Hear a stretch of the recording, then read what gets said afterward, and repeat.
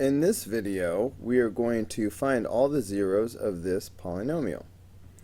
And to do that, we're going to factor. First step of factoring is to take out the GCF if there is one. See how there's an x on the very end? There are x's in every single term.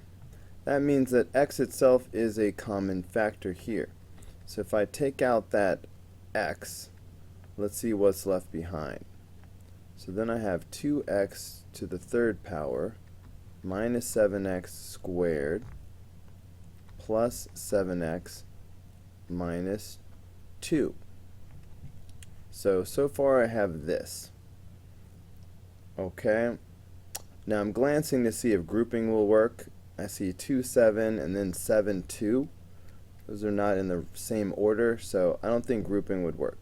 So I'm going to use my calculator, my TI-30XS Multiview, and I'm going to type this into it.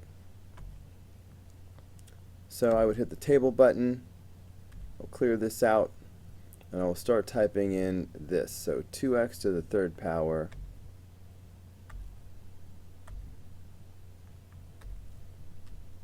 minus 7x squared plus 7x minus 2. Enter. I like to start from negative 10.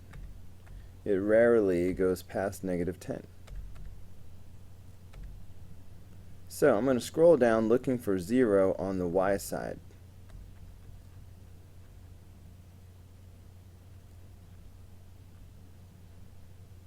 Okay, there we have.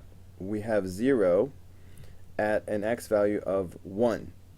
So that tells me that 1 is a 0 of the polynomial. So what I'm going to do is I'm going to use that 0 of 1 and a little synthetic division to help me factor this. So my coefficients are 2, negative 7, positive 7, and negative 2.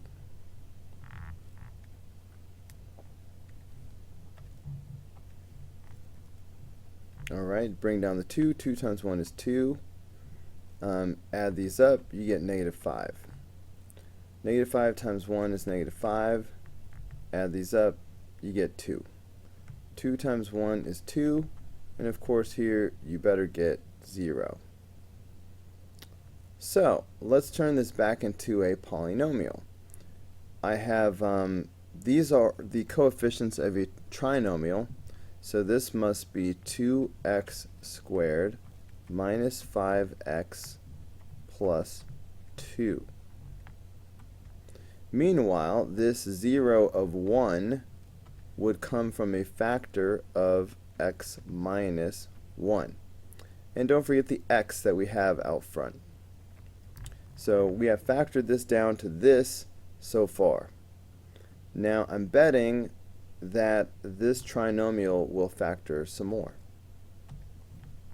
So let's go ahead and factor the trinomial. 2x squared can only factor as 2x and x. 2 can only factor as 2 times 1, or 1 times 2. I know not to put a 2 here. If there's no GCF in the polynomial, there should be no GCF, no common factor inside the parentheses. So putting a 2 here would cause a common factor. So instead, I will go with the 1 times 2 option. Now, inner plus outer equals middle. Inner, I have 1x. Outer, I have 4x. I'm trying to get negative 5, so if I make both of these negative, that does it. That means both of these would be negative. And a negative times negative is a positive. So we have now factored it correctly. Now, bringing down my x and my x minus 1. So here we have factored completely. So what you do now is you take all of your factors, you set them equal to 0, and you will get your zeros. So here I have x equals 0. Okay, x minus 1 equals 0, 2x minus 1 equals 0, x minus 2 equals 0. Adding 1 to both sides gives me x equals 1. So far I have 2x equals 1.